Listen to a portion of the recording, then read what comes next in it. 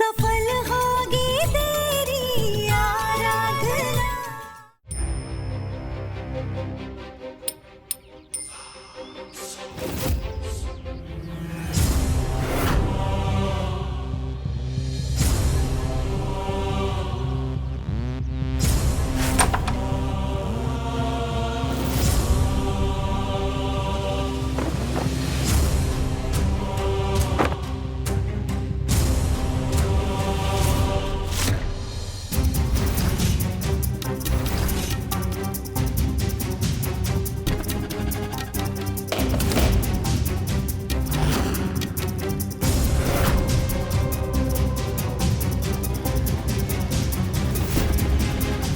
मतलब बल्ब तोड़कर कांच निकाले गए।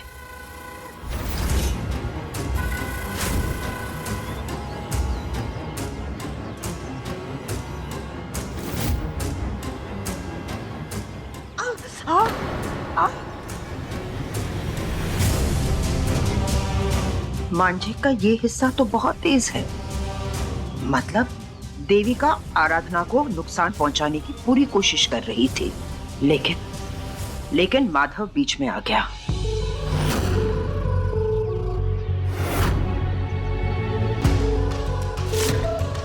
दिन ब दिन देविका खतरनाक होती जा रही है। अब हम चुप नहीं बैठ सकते हैं। भले हमारा सच सबके सामने आ जाए, लेकिन देविका का सच माधव के ठीक होते ही हम उसके सामने जरूर लेकर आएंगे। हाँ देविका, अब तुम नहीं बच सकती।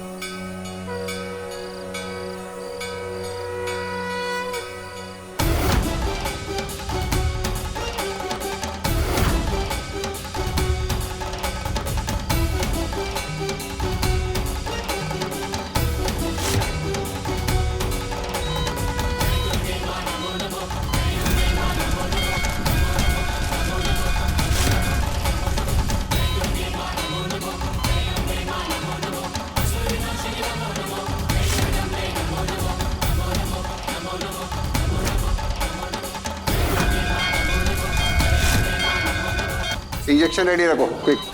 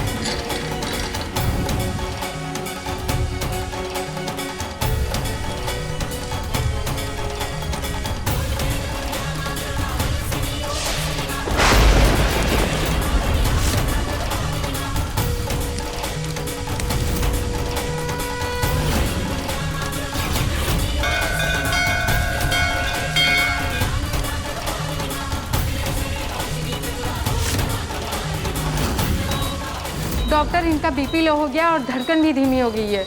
इन्हें ब्लड और चढ़ाओ, मुझे और जल्दी ऑपरेशन करना होगा।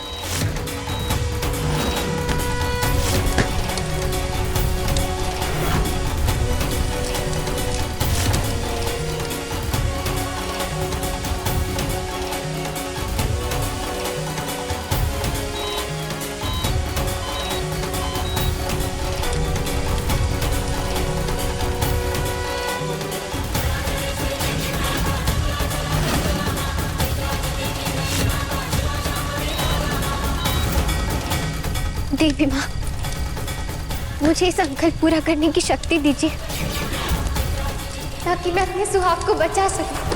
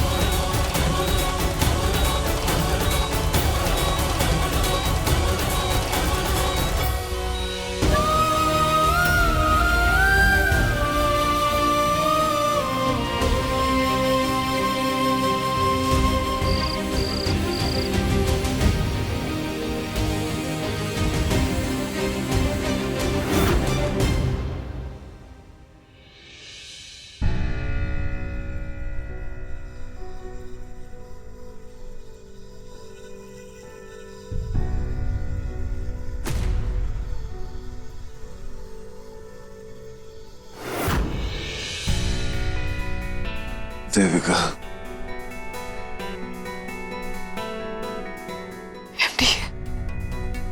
एमडी आपको होश आ गया? My God MD, I am so happy आप ठीक है।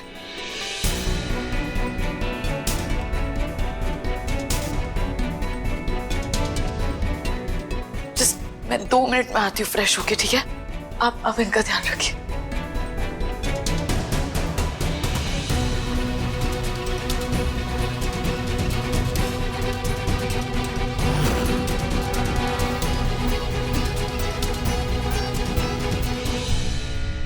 सर, आप बहुत लकी हैं। ऑपरेशन के वक्त आपकी हालत बहुत खराब थी, लेकिन उनकी कठिन परीक्षा और पूजा ने आपकी जान बचा ली। मैं कुछ समझा नहीं, क्या कहना चाहती हैं आप? ये वीडियो देखिए।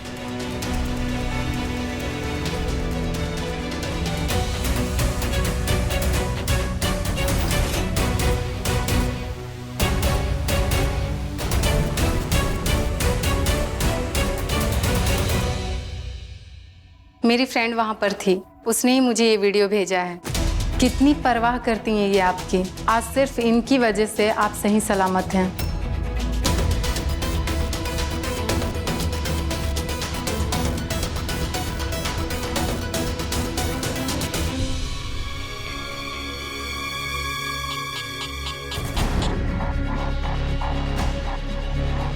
और जैसे मैंने बताया था, एग्जैक्टली जाके पेशेंट को वैसे ही बताना और ये वीडियो दिखा देना, समझी?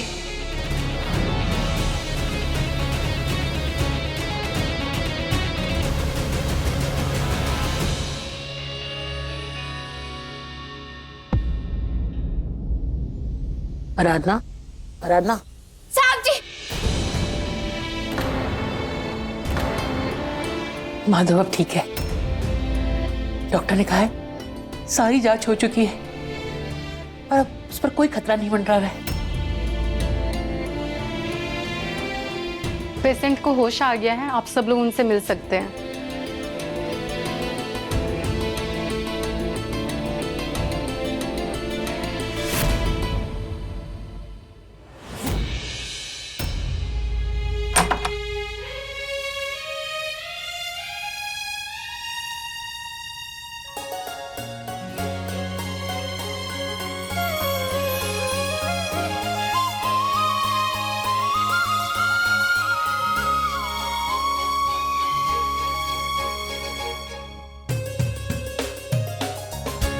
शुक्र है भगवान का, तू ठीक हो गया। भगवान ने हमारी प्रार्थना सुन ली।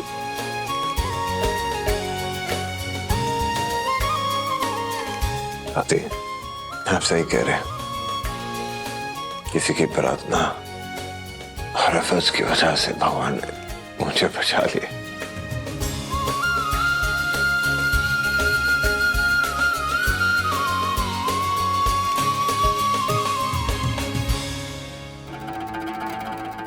बेचारी आराधना, सारी मेहनत उसकी, कोयले पर चली वो, पूरी रात जागी वो, लेकिन उसका सारा क्रेडिट मेरा। उस नकली वीडियो से एमडी को हमेशा यही लगेगा कि मैंने उनके लिए इतना दर्द सहा, इतनी कठिन परिक्रमा की। अब एमडी हमेशा मेरे एहसानमंद रहेंगे।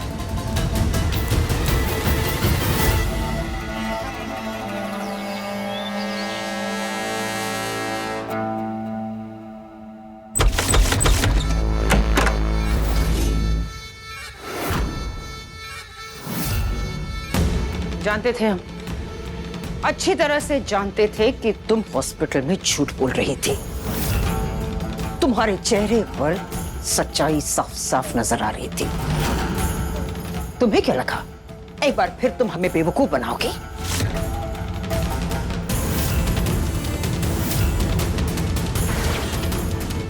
ये रहा तुम्हारे कारनामों का सबूत।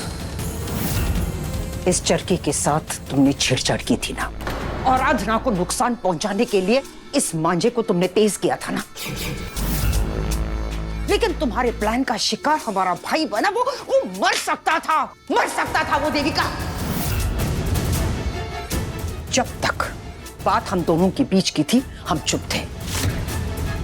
अगर तुम हमारे परिवार को या हमारे भाई को नुकसान पहुंचाने की कोशिश भी करोगी ना, तो हम बर्दाश्त नहीं करेंगे। आराधना बिल्कुल सही कह रही थी कि तुम किसी बात को लेकर नहीं रुकोगी, लेकिन हम जाकर माधव से तुम्हारी सच्चाई के बारे में जरूर बताएंगे। उसके बाद हमारे बारे में चाहे किसी को भी तुम जाकर बता सकती हो, हमें कोई फर्क नहीं पड़ेगा। समझे? पता था, मुझे पता ही था कि आज नहीं तो कल ना आप अपनी बात से मुकरेंगे। मुझे हराने के लिए आप खुद की परवाह भी नहीं करेंगी, क्योंकि इतना ईगो जो है आपके अंदर। मैदान के अंदर एक और खिलाड़ी कैसे बर्दाश्त कर सकती हैं आप? इसीलिए ना आपका ये मुंह परमानेंटली बंद रखने के लिए ना मेरे पास भी एक परमानेंट इलाज है।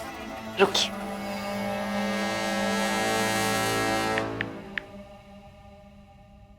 देखिए,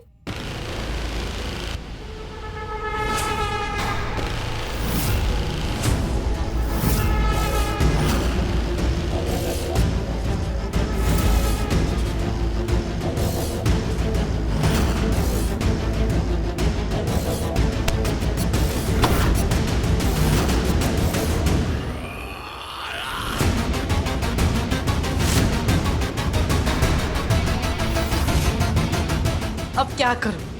आपसे टक्कर ले रही हूं ना मैं, तो होमवर्क तो टाइम से करके ही आना होगा मुझे। और वो क्या कहते? बाप शेर तो बेटा सवा शेर। और आपका बेटा आर्यन, अरे उसकी तो शक्ल पे उसका पूरा कैरेक्टर लिखा हुआ है। इसीलिए तो पहले से ही ना मैंने उस पे नजर रखी हुई थी। अब देखिए, ये जो मूवी है ना, ये परसों ही शूट हुई थी। अब अगर जाके मैंने इस मूवी को पुलिस के सामने रिलीज कर दिया और फिर आपका बेटा गया। देखिए, आपको रोकना ना मुश्किल था, पर एक मां को रोकना ये मुश्किल नहीं था।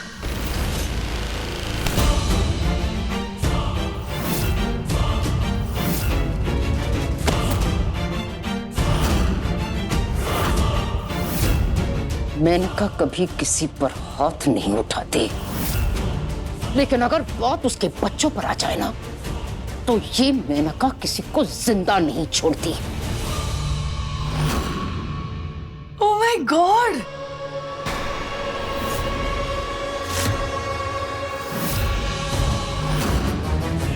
मौत का डर है किसे? कमजोर तो आप हैं। क्योंकि आपके पास खोने के लिए ना बहुत कुछ है, लेकिन मेरे पास तो कुछ है ही नहीं। इस बार या तो मैं अपना प्यार हासिल करके रहूंगी या तो उसके लिए अपनी जान दे दूंगी, क्योंकि इस बार मैं ये खेल हारने के लिए नहीं खेल रही, समझी आप?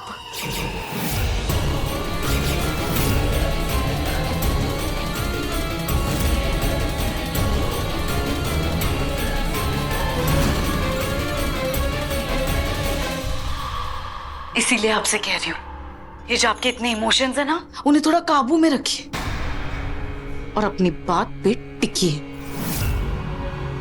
वरना नुकसान तो आपका होगा, मेरा नहीं।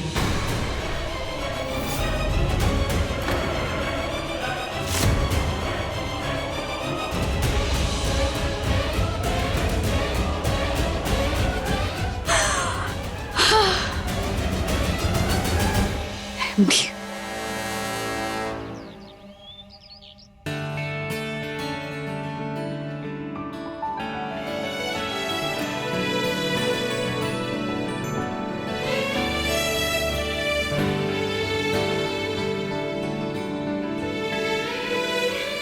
चलो विनायक, नहाने का टाइम हो गया।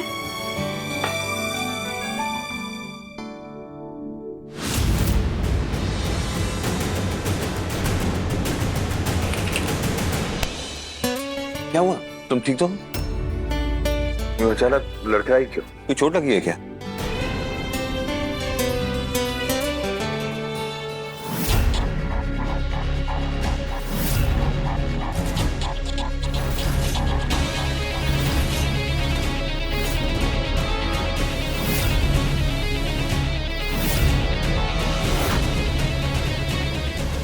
साहब जी वो मैं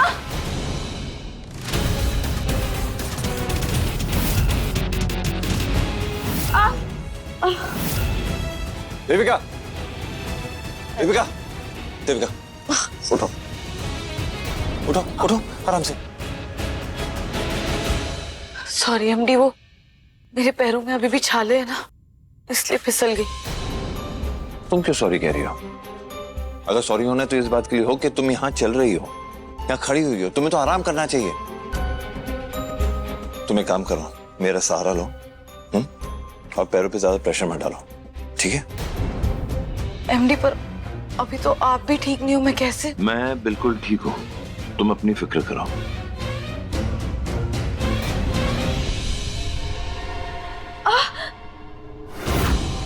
आराम से। नहीं हो। मुझे लगता है इस हालत में तुम चल नहीं पाओगे। एक सेकंड।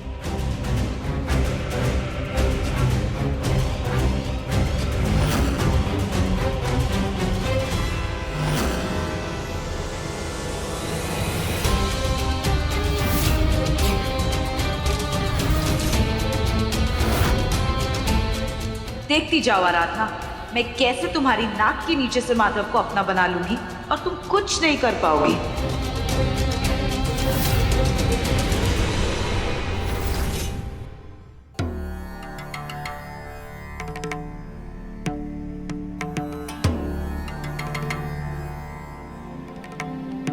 आने वाले समय में माधव के जीवन में सेहत और सलामती के लिए अच्छा नहीं है।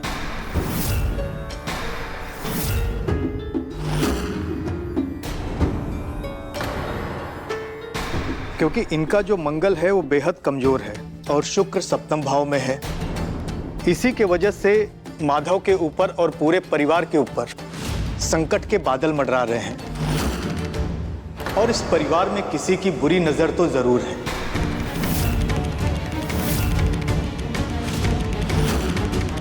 इसीलिए सबसे पहले इनके बेटे विनायक पर जान का खतरा हुआ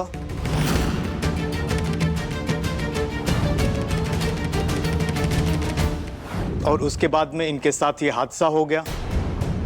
पंडित जी, इन सब का कोई उपाय तो होगा? दादी, आपको नहीं लगता कुछ ज्यादा ही सीरियसली ये सारी बातों को? ऐसा हो जाता है कभी कभी। हम कुछ नहीं सुनना चाहते। पंडित जी, आप उपाय बताइए। उपाय तो खुद इनकी पत्नी है। इनकी कुंडली में साफ लिखा हुआ है कि इनकी धर्म पत्नी ही इनकी ढाल है। लेकिन शादी के बाद माधव जी, आप ना तो अपने कुल देवता के मंदिर में गए, ना तो आप दोनों पति पत्नी ने साथ में पूजा की और ना उनका आशीर्वाद लिया। इसीलिए मैं आपसे कहता हूं, सबसे पहले तो आप अपने पत्नी को लेकर अपने कुल देवता के मंदिर में जाइए। वहां पे पूजा और यज्ञ करिए। अपने कुल देवता के सामने अपनी पत्नी को सिंदूर लगाइए और उनको मंगलसूत्र पहनाइए, और फिर आप दोनों एक जोड़े की तरह अपने कुल देवता का आशीर्वाद लीजिए, क्योंकि यही आशीर्वाद आपको आने वाले खतरों से बचा सकता है। माधव, तुम पंडित जी की बात सुन रहे हो ना? तुम कल ही आराधना के साथ कुलदेवी के मंदिर जाओगे। पर दादी मैम, हमें कुछ नहीं सुनना माधव। तुम कल ही कुलदेवता के मंदिर में जाओगे और पूजा करोगे। हमारी चिंता को चिता में मत बदलो माधव। अगर तुमने ये नहीं किया तो हमारा मरा हुआ मुंह देखोगे।